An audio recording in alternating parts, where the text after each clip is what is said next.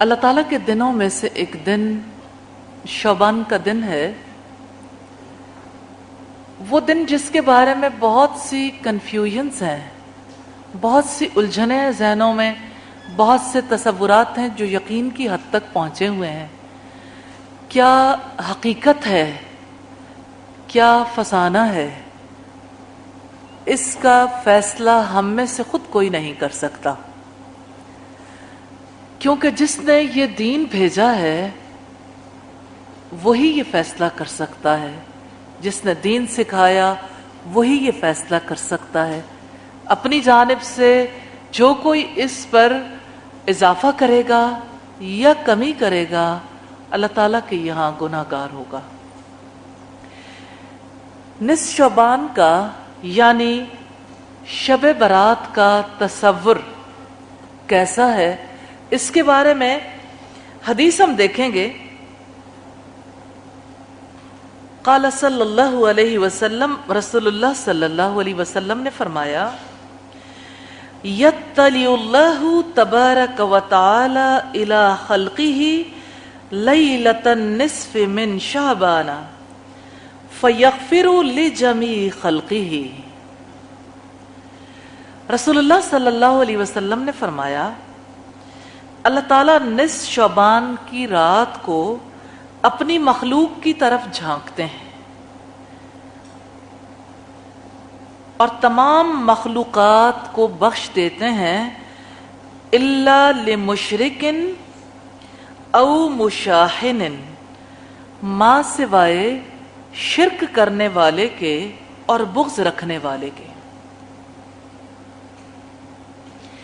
یہ حدیث سیدنا معاذ بن جبل، سیدنا ابو ثعلبہ خشنی، سیدنا عبداللہ ابن عمرو، سیدنا ابو موسیٰ اشعری، سیدنا ابو ہریرہ، سیدنا ابو بکر صدیق، سیدنا عوف بن مالک اور سیدہ عائشہ رضی اللہ تعالی عنہم سے مروی ہے۔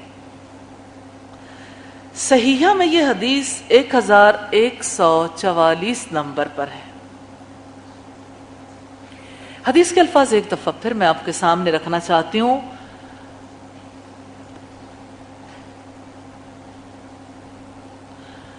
رسول اللہ صلی اللہ علیہ وسلم نے فرمایا، اللہ تعالیٰ نصف شعبان کی رات کو اپنی مخلوق کی طرف جھانکتے ہیں۔ پہلی بات ثابت ہو گئی کہ رات خاص ہے، اپنی مخلوق کی طرف اللہ تعالیٰ جھانکتے ہیں اور تمام مخلوق کو بخش دیتے ہیں، مغفرت فرماتے ہیں سوائے شرک کرنے والے کے اور بغض رکھنے والے کے۔ اس کا مطلب یہ ہے کہ مشرک کے لیے بخشش نہیں اور بغض رکھنے والے کے لیے بخشش نہیں ہے۔ حدیث کے صریح الفاظ سے جو بات ہمیں پتہ چلتی ہے وہ یہ کہ نصف شعبان کی رات کو اللہ تعالی مخلوق کی طرف جھانکتے ہیں۔ اس حدیث کی روشنی میں ہم شعبان کے بارے میں دیکھیں گے کہ ہمارے یہاں کون سی روایات ہیں جو مشہور ہیں، یعنی جن کی بنیاد پر نصف شعبان کو ایک خاص انداز میں سیلیبریٹ کیا جاتا ہے، منایا جاتا ہے، اور پھر یہ دیکھیں گے کہ حد کیا ہے۔ ہم اس پر مزید بات چیت کرنے سے پہلے تھوڑی سی دیر کے لیے غور و فکر کریں گے۔ میں آپ سے سوال یہ کرنا چاہتی ہوں، اللہ تعالیٰ نے آپ کو آنکھوں کی نعمت عطا کی ہے، کیا اس کے لیے اللہ تعالیٰ نے کوئی حد مقرر کی ہے؟ حد ہے؟ نظر کی ایک حد ہے نا، ایک خاص مقام تک دیکھ سکتی ہے۔ پھر جو دیکھنے کا آلہ ہے خود آنکھ، کیا اس کی کوئی لمٹ ہے؟ حد ہے؟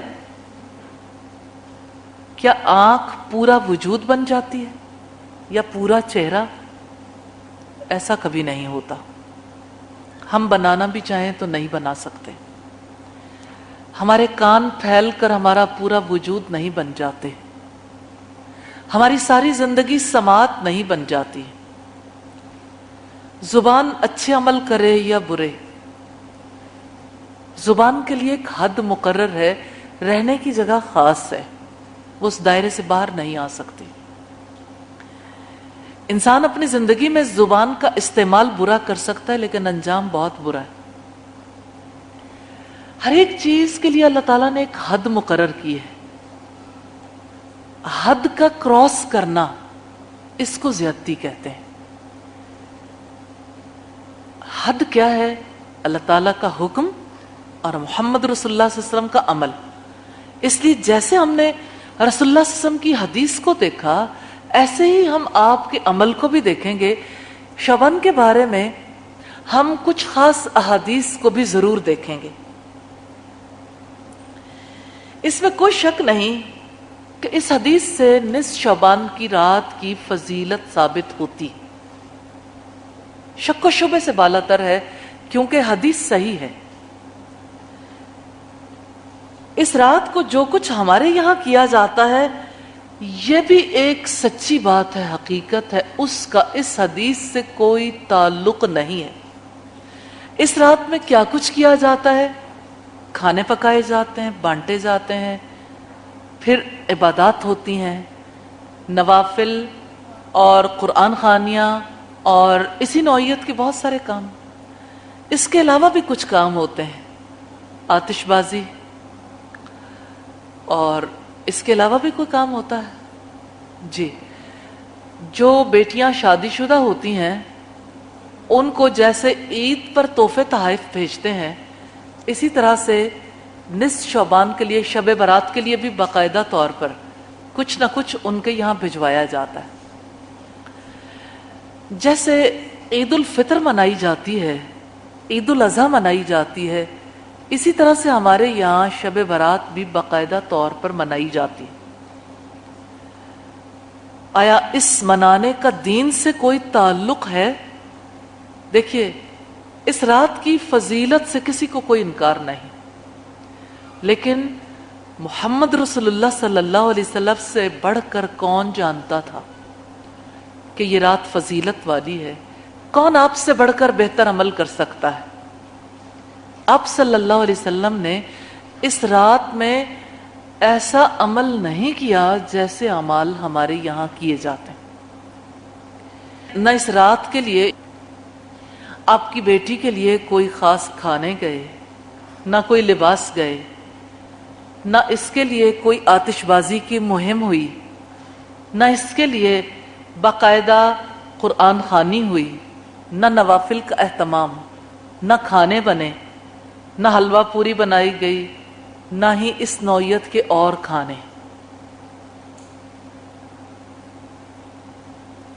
پھر یہ سب کچھ کیوں ہوتا ہے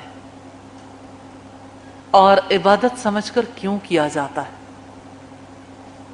اس کی ریزن ہے. ہمارے یہاں کسی کام کو عبادت قرار دینے کے لیے اللہ تعالیٰ اور اس کے رسول کی طرف دیکھنا عمومی طور پر ضروری خیال نہیں کیا جاتا. اس کا فیصلہ کچھ لوگ آپس میں بیٹھ کر کر لیتے ہیں. پھر اپنی بات کو پختہ بنانے کے لیے یا تو روایات گھڑی جاتی ہیں یا ایسی روایات کا سہارا لیا جاتا ہے جو ضعیف ہوں. اس وجہ سے اس کی حقیقت کو سمجھنا ضروری ہے، کیونکہ مغفرت تو ہر ایک کو عزیز ہے، ہر ایک مغفرت چاہتا ہے، لیکن رسول اللہ صلی اللہ علیہ وسلم نے واضح کر دیا نہ مشرک کی مغفرت ہوگی نہ بغض رکھنے والے کی. اس لیے دیکھنا کیا ہے؟ اس لیے دیکھنا یہ ہے کہ کہیں ہمارا کوئی عمل شرکیہ تو نہیں ہے. دوسرے دیکھنا یہ ہے کہیں ہمارے دل میں کسی کے خلاف کوئی بغض تو نہیں ہے. اگر کسی کے بارے میں خواہ وہ کوئی ملازم ہو، غلام ہو، خواہ وہ آپ اس پر کتنا ہی کنٹرول رکھتے ہو، جس کے بارے میں دل میں بغض ہے اس کا تو کچھ نہیں بگڑے گا، لیکن جس دل کے اندر بغض ہے وہ بخشا نہیں جائے گا، اس کی مغفرت نہیں ہوگی۔ اصل میں توجہ طلب یہ بات کرنے والا کام یہ ہے، شرک سے بچیں اور بغض سے بچیں۔ شرک کے بارے میں ہم پہلے پڑھ چکے، بغض کے بارے میں دیکھنا ضروری ہے۔ بغض کیسے پیدا ہوتا ہے؟ انسان جب کسی سے بدگمان ہوتا ہے تو دل میں اس کے بارے میں کوئی اچھا خیال نہیں آتا، نہ وہ خیال جگہ پکڑ سکتا ہے، برا خیال دل میں آتا ہے اور وہ دل میں جم جاتا ہے۔ جب وہ دل میں جم جاتا ہے پھر آپ جانتے ہیں کہ جیسے کمپیوٹر کی پیچھے سے جو سیٹنگز کر دی جاتی ہیں اسی کے مطابق اس میں کوئی پروگرامز چلائے جا سکتے ہیں۔ دل میں اگر بغض کا سافٹ ویئر ڈاؤن لوڈ کر دیں یا اس کی بیسک پروگرامنگ ہی بغض کی بنیاد پر ہو تو سمجھ لیجئے بخشش کبھی نہیں ہوگی۔ جس انسان سے بغض ہوتا ہے اس کی کوئی بات اچھی نہیں لگتی، اس کے بارے میں اچھا تذکرہ بھی کسی سے نہیں ہوتا، ہر ایک بات انسان نیگیٹولی لیتا ہے۔ تو دل کے اندر بغض پالنا یہ کوئی سادہ سا آسان سا معاملہ نہیں ہے، مشکل کام ہے۔ اور اس بغض کی وجہ سے ایک تو انسان کو محنت بہت کرنی پڑتی، ہر وقت آپ یوں سمجھ لیں جیسے انگارے دہکتے ہیں نا تو دہکانا مشکل ہوتا ہے، اسی طرح سے بغض کی آگ بھڑکانا بھی بڑا مشکل کام ہے، لیکن شیاطین اس راستے پر انسان کو لگا دیتے ہیں۔ اس وجہ سے اس چیز کی طرف توجہ کرنے کی ضرورت ہے، کسی کے بارے میں دل میں بغض تو نہیں ہے۔ تو اگر آپ ان دو امور پر غور کرتے ہیں تو دیکھیے تیسری کوئی بات نہیں جو یہاں بتائی گئی ہو کہ فلاں کام کرنا چاہیے، فلاں کام کرنا چاہیے، کیونکہ اصل میں کرنے والے کام یہی ہیں کہ انسان اللہ کا حق پورا دے، یعنی توحید پرست ہو، شرک نہ کرے، اور بندوں کو ان کا حق پورا دے، ان سے بغض نہ رکھے، ان کے بارے میں اچھا گمان رکھے، کیونکہ حسن ظن حسن عبادت میں سے ہے۔ جہاں بھی کوئی دل کے اندر بغض پال لیتا ہے وہ بغض حسد تک جا پہنچتا ہے، حسد انتقام تک، اور انتقام کی وجہ سے کتنے ہی لوگ قاتل بن جاتے ہیں، قتل تک جا پہنچتی ہے بات۔ آدم علیہ السلام کے پہلے بیٹے نے کیسے اپنے بھائی کو قتل کیا تھا؟ بغض ہی تو پیدا ہوا تھا، پھر حسد ہو گیا، انتقام کا جذبہ پروان چڑھا اور قتل کر دیا۔ تو بغض رکھنا کوئی چھوٹا معاملہ نہیں ہے، دراصل یہ کینسر سے بھی زیادہ مہلک بیماری، روحانی طور پر اتنا زیادہ اس کا اثر ہے انسان پر۔ اسی وجہ سے اللہ تعالیٰ بغض کے لیے بغض رکھنے والے کی بخشش نہیں کریں گے۔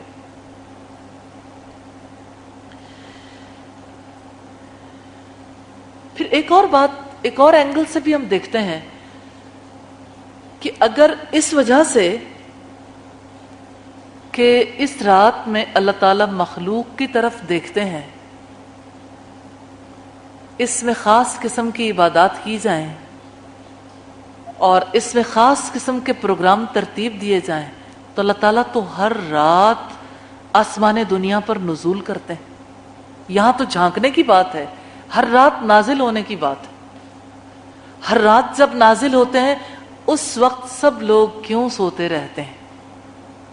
اسلام پابندی عائد نہیں کرتا اٹھنے کی، لیکن اللہ تعالیٰ یہ سوال کرتے ہیں، ہے کوئی جو مجھ سے بخشش مانگے میں اسے بخش دوں؟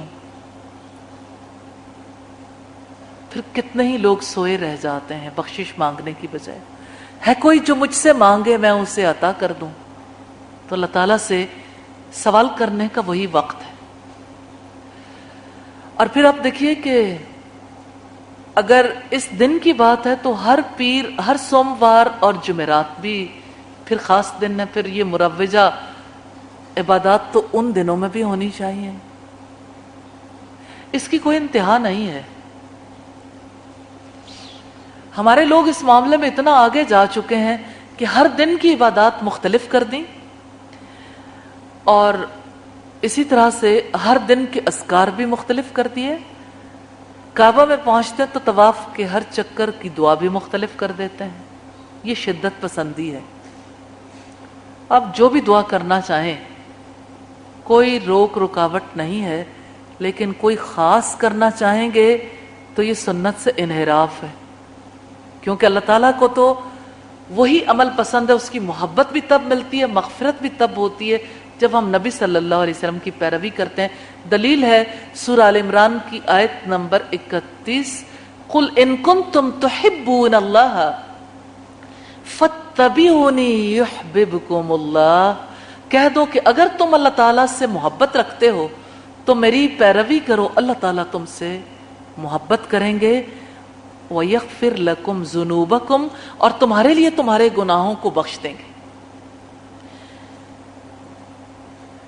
سیدنا ابو ہریرہ رضی اللہ تعالی عنہ بیان کرتے ہیں، رسول اللہ صلی اللہ علیہ وسلم نے فرمایا، تُعْرَضُ الْأَعْمَالُ فِي كُلِّ اثْنَيْنِ وَخَمِيسٍ.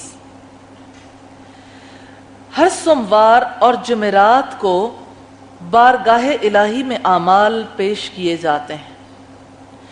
فَيَغْفِرُ اللَّهَ لِكُلِّ امْرِئٍ لَا يُشْرِكُ بِاللَّهِ. بس اللہ تعالیٰ ہر اس شخص کے گناہ معاف کر دیتا ہے جو اللہ تعالیٰ کے ساتھ کسی کو شریک نہ کرتا، سوائے اس شخص کے کہ اس کے اور اس کے بھائی کے درمیان دشمنی اور کینہ ہو.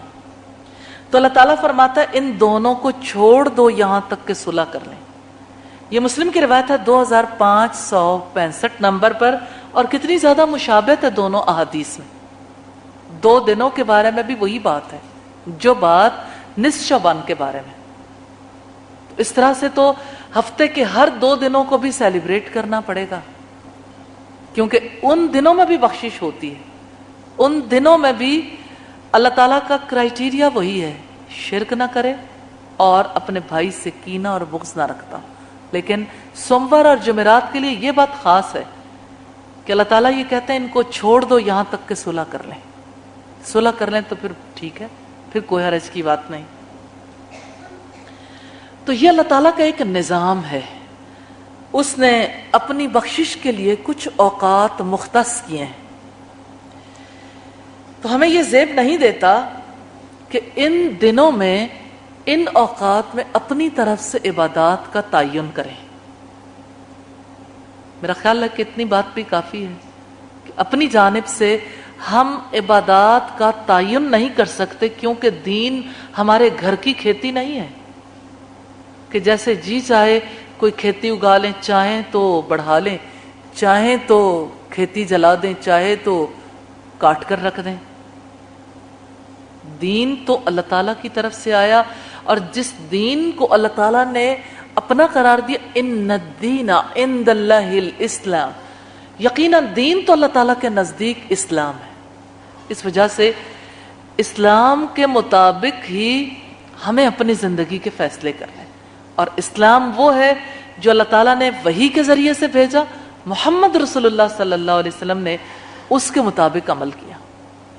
اس کے ماں سوا اگر کسی اور کا قول یا عمل کوئی شخص حجت تسلیم کرتا ہے جو رسول اللہ کے عمل سے ٹکراتا ہو، تو اس کو اپنے ایمان کا جائزہ لے لینا چاہیے.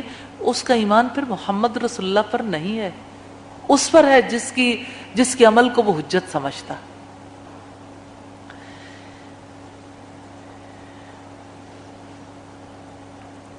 شب برات کے ثبوت کے لیے جو احادیث پیش کی جاتی ہیں وہ درجہ ثبوت تک نہیں پہنچتی. مثال کے طور پر سیدنا انس رضی اللہ تعالی عنہ بیان کرتے ہیں کہ رسول اللہ صلی اللہ علیہ وسلم نے فرمایا، رجب کو تمام مہینوں پر ایسے ہی فضیلت ہے جیسے قرآن کو تمام کلاموں پر، شعبان کو تمام مہینوں پر ایسے ہی فضیلت ہے جیسے مجھے تمام انبیاء پر، اور رمضان کو تمام مہینوں پر ایسے ہی فضیلت ہے جیسے اللہ تعالیٰ کو تمام مخلوق پر. یہ روایت غنیت الطالبین کی ہے، والیوم 1 ہے، پیج 680.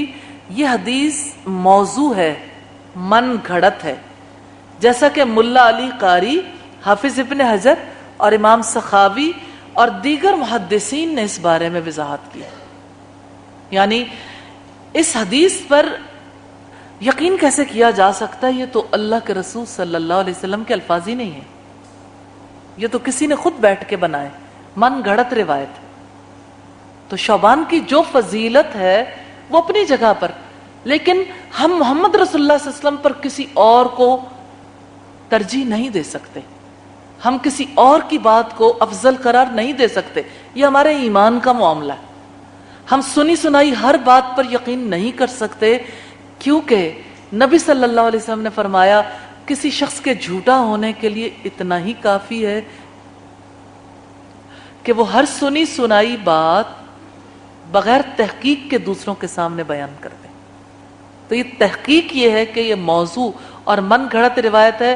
ملا علی قاری کی بات کی، حافظ ابن حجر جنہوں نے صحیح بخاری کی پہلی شرح لکھی فتح الباری کے نام سے، اور اسی طرح سے ہم نے یہ دیکھا کہ امام بخاری اور دیگر محدثین نے بھی اس کی وضاحت کی ہے. دوسری روایت جو پیش کی جاتی ہے، رسول اللہ صلی اللہ علیہ وسلم نے فرمایا جس نے نصف شعبان کی رات کو 13 رکعت نماز پڑھی اور ہر رکعت میں 30 بار قل هو اللہ احد پڑھی تو اس کی سفارش ان 10 آدمیوں کے بارے میں مقبول ہوگی جس پر جہنم واجب ہو چکی ہوگی. یہ بھی حدیث نہیں ہے، موضوع اور من گھڑت بات ہے. دین میں کسی من گھڑت بات کی کوئی گنجائش نہیں ہے. اس نے بات کیا ہے 13 رکعت نماز پڑھنے کی. لہذا جو نیت کیے بیٹھا ہے کہ میں نے یہ نماز پڑھنی ہے، اسے اللہ تعالیٰ سے خوف رکھنا چاہیے، کیونکہ یہ بدعت ہے. اور رسول اللہ صلی اللہ علیہ وسلم نے فرمایا کل محدثۃ بدعۃ، دین میں ہر نئی بات بدعت ہے. وَكُلُّ بِدْعَةٍ زَلَالَةٌ، ہر بدعت گمراہی ہے. وَكُلُّ زَلَالَةٍ فِي النَّارِ، ہر گمراہی آگ میں لے جانے والی. اس لحاظ سے اگر آپ دیکھیں تو یہ دین کا حصہ نہیں ہے، یہ تو ابلیسی ایجنڈا ہے، من گھڑت روایات. رسول اللہ صلی اللہ علیہ وسلم نے فرمایا من کذب علی متعمدا، جس نے جان بوجھ کر مجھ پر جھوٹ باندھا، فَلْيَتَبَوَّأْ مَقْعَدَهُ مِنَ النَّارِ، اس کو چاہیے کہ اپنا ٹھکانہ آگ میں بنا لے. تو یہ رسول اللہ صلی اللہ علیہ وسلم پر جھوٹ باندھ کر آگ میں ٹھکانہ بنانے کی بات ہے. اور ایسی کتابیں جن میں یہ روایات کی گئیں کتنے لوگوں کو آگ میں لے جانے کا سبب بن رہی ہیں. تیسری روایت ہے سیدہ عائشہ رضی اللہ تعالیٰ عنہ فرماتی ہیں میں نے ایک رات رسول اللہ صلی اللہ علیہ وسلم کو بستر سے گم پایا، صبح آپ کی تلاش میں نکلی اور آپ کو بقیع کے قبرستان میں پا لیا. رسول اللہ صلی اللہ علیہ وسلم نے فرمایا اللہ تعالیٰ نصف شعبان کی رات کو آسمان دنیا پر نازل ہوتے ہیں، اور اس رات کو قبیلہ بنو کلب کی بھیڑوں کے بالوں سے بھی زیادہ لوگوں کی مغفرت فرماتے ہیں. یہ روایت ترمذی کی ہے، لیکن اس حدیث کی سند میں 2 مقامات پر انقطاع ہے. حجاج بن ارطاد کا یحییٰ بن کثیر سے اور یحییٰ کا عروہ سے سماع یعنی حدیث کو سننا ثابت نہیں. ان 2 وجوہات کی بنیاد پر یہ روایت ضعیف ہے، اس وجہ سے اس روایت کو قبول نہیں کیا جا سکتا. چوتھی روایت ہے سیدنا علی رضی اللہ تعالی عنہ بیان کرتے ہیں رسول اللہ صلی اللہ علیہ وسلم نے فرمایا جب شعبان کی 15ویں رات ہو تو اس رات کا قیام کیا کرو اور اس دن کا روزہ رکھا کرو، بے شک اللہ تعالیٰ اس رات کو غروب آفتاب سے ہی آسمان دنیا پر نازل ہوتے ہیں اور یہ اعلان کرتے ہیں خبردار کون ہے جو مجھ سے بخشش طلب کرے تاکہ میں اس کو معاف کر دوں، کون ہے جو مجھ سے رزق طلب کرے تاکہ میں اس کو رزق عطا کروں، کون ہے مصیبت زدہ کہ میں اس کی مصیبت کو دور کر دوں، سن لو فلاں فلاں کون ہے۔ اعلانات کا یہ سلسلہ جاری رہتا ہے یہاں تک کہ صبح صادق طلوع ہو جاتی ہے۔ سنن ابن ماجہ کی روایت ہے، لیکن اس حدیث کی سند میں ابو بکر بن عبداللہ ابن ابو سہیرہ ہے جو خود احادیث گھڑتا تھا۔ یوں ہم دیکھتے ہیں کہ یہ روایت بھی قابل قبول نہیں ہے، کیونکہ اس روایت میں جو ایک شخص ایسا ہے جو احادیث گھڑتا تھا، اس کی روایت قابل قبول نہیں ہے۔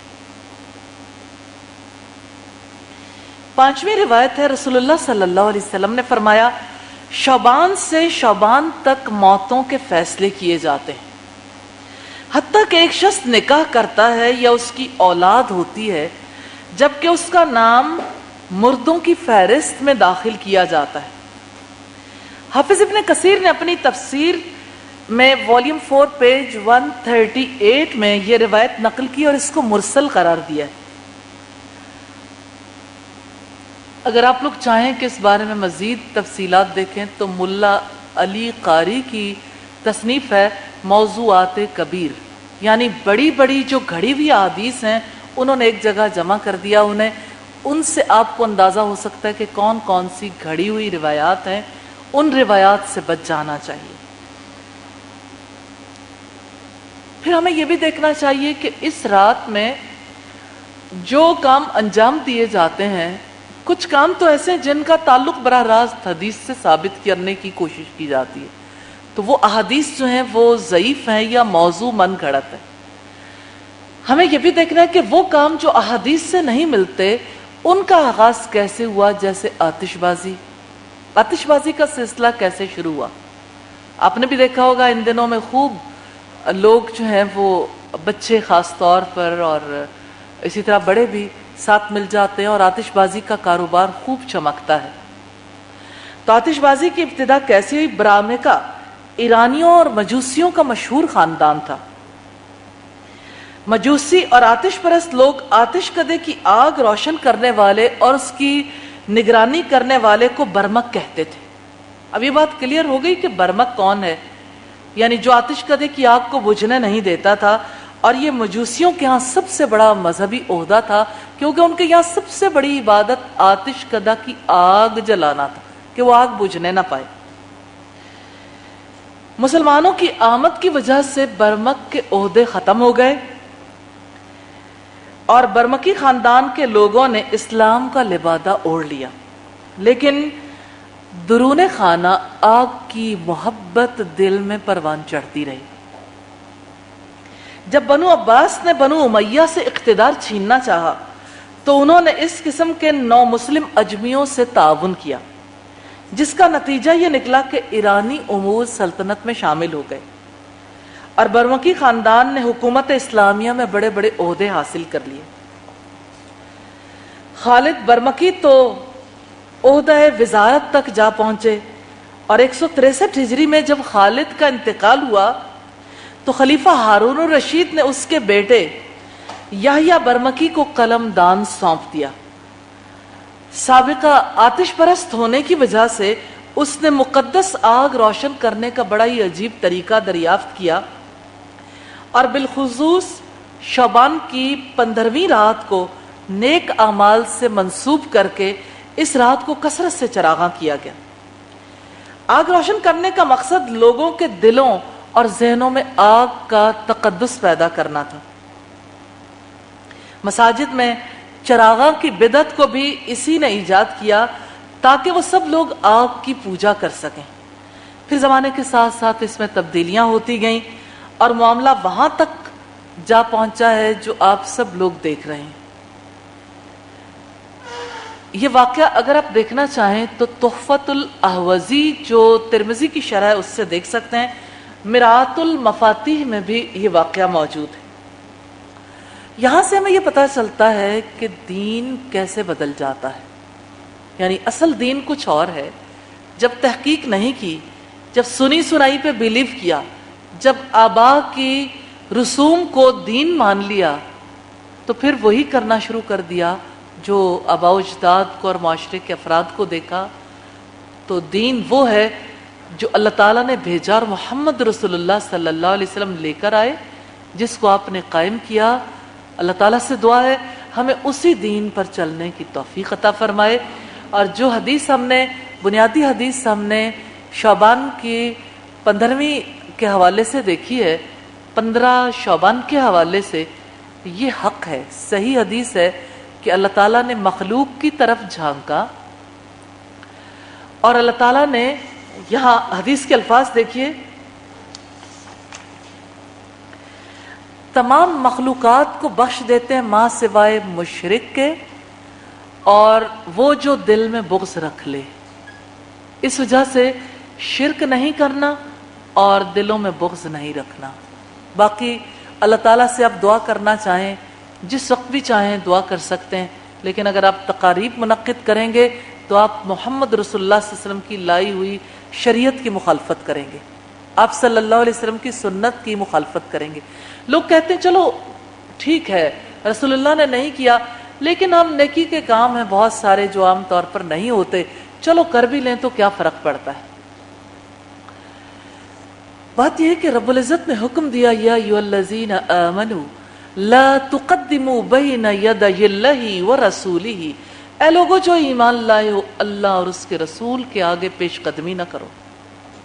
پیچھے چلنے کا حکم ہے، آگے قدم ڈالنے کا، آگے قدم بڑھانے کا حکم نہیں ہے۔ اس لیے آج تک جو جو غلطیاں ہوئی ہیں اپنے رب سے معافی مانگ لیجئے اور آئندہ کے لیے توبہ کر لیجئے، کیونکہ یہی سچا راستہ ہے۔ باقی ہر ایک نے جو کام کرنا ہے اسے اسی صورت میں انجام دینا چاہیے کہ مجھے اپنے رب کو جواب دینا۔ اللہ تعالی ہمیں اس جواب دہی کے تحت عمل کرنے کی توفیق عطا فرمائے، اور اللہ تعالی ہمیں حق اور سچ کو سمجھنے اور باطل کو سمجھ کر اس سے اجتناب کرنے کی توفیق عطا فرمائے۔ تو اللہ تعالیٰ نے ہمیں جہاں تک رکھا ہے اسی لمٹ کے اندر ہمیں رہنا چاہیے۔ کتنی پیاری دعا ہے، اللہم ارنا الحق حقا، اے اللہ مجھے حق کو حق کر کے دکھا دے، ورزقنا، اور ہمیں رزق عطا فرما دے، اتباعہ، اس کی اتباع کی، یعنی جو حق ہے اللہ ہمیں حق کو حق کر کے دکھا دے اور ہمیں اس کی اتباع کی توفیق عطا فرما دے۔ وَأَرِنَا الْبَاطِلَ بَاطِلًا، اللہ ہمیں باطل کو باطل کر کے دکھا دے اور ہمیں اس سے اجتناب کی توفیق عطا فرما دے۔ یعنی اللہ جانتا ہے حق کیا ہے اور باطل کیا، اس نے وضاحت کی اپنی کتاب میں اور اپنے رسول کے حوالے سے۔ اللہ تعالی ہم سب کو حق دیکھنے، سمجھنے، قبول کرنے کی اور اپنے عمل میں لانے کی توفیق عطا فرمائے۔ جو کھانا اللہ اور اللہ کے رسول کے حکم کے خلاف خاص دن منائے جاتے ہیں، ان دنوں میں بنایا جاتا ہے، ان دنوں میں بانٹا جاتا ہے، پھر اس کو کھایا جاتا ہے، جائز نہیں ہے، استعمال بھی جائز نہیں ہے، کیونکہ وہ کھانا نہ اللہ کی خاطر ہے، نہ اللہ تعالیٰ نے اسے قبول کرنا ہے۔ اللہ تعالیٰ نے نہ اسے بنانے کا حکم دیا ہے۔ آپ اگر دین کی خاطر، اگر آپ ثواب کی خاطر ایک کام کو کرنا چاہتے ہیں تو پھر آپ ریفرنس دیجئے، ثبوت دیجئے کہ اللہ کے رسول نے یہ عمل کیا، اور اگر اللہ کے رسول نے نہیں کیا تو لازم آتا ہے کہ رسول اللہ صلی اللہ علیہ وسلم بھول گئے، نعوذ باللہ، یا اللہ تعالیٰ بھول گئے، اللہ تعالیٰ نے اپنے رسول کی صحیح رہنمائی نہیں کی، ہم صحیح رہنمائی تک پہنچے۔ کیا رب العزت نے نہیں فرمایا الیوم اکملت لکم دینکم، آج میں نے تمہارے دین کو تمہارے لیے مکمل کر دی؟ تو اگر رسول اللہ نے نہیں کیا، آپ کا عمل یہ ثابت کرتا ہے کہ آپ یہ کہتے ہیں کہ دین مکمل نہیں ہے، ہم دین کو مکمل کر رہے ہیں۔ تو یہ بہت بڑی بات ہے، یہ بہت بڑا فساد ہے۔ دین وہی ہے جو محمد رسول اللہ صلی اللہ علیہ وسلم لے کر آئے، اور وہیں پہ ختم ہو گیا۔ اب اس سے آگے ہم نے نئے راستے تلاش نہیں کرنے، सच्चाई का रास्ता एक है, सिरात मुस्तकीम एक है, जिस पर अल्लाह के रसूल चले और अल्लाह वाले हमेशा से उस रास्ते पे चलते रहें और क़यामत तक चलते रहेंगे इंशाअल्लाह। और अल्लाह से ये दुआ करें, इहदिनस सिरातल मुस्तकीम, अल्लाह में सीधे रास्ते पर चला दे।